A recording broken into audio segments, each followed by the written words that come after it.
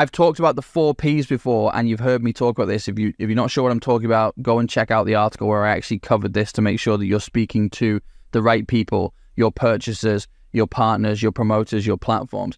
The people who just say yes to every opportunity are the ones who end up speaking to me a year later saying, I've done 100 podcast interviews and I've made 0 money. I've won 1 client. I've won 2 clients.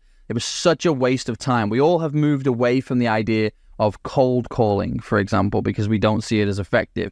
Yet you cold calling people would have been 100 times more effective than the podcast interviews that you've done. You have wasted a lot of time. And actually, the downside is that it can potentially hurt your brand, because if you are seen on a show alongside someone who is disingenuous, or perhaps I had one not that long ago, actually, and I'll share a client story of mine. Thankfully, it was before they were a client and we were able to fix it. But they were on a show with somebody who later got found out to be involved in a crypto scam, and people started asking them about it at almost every turn because their name was associated with this person having been on that show. So whilst I'm not suggesting that you need to do deep dive due diligence into every single person whose show or platform or stage you're going to appear on, I am saying that there is a risk that comes from just saying yes to every single opportunity.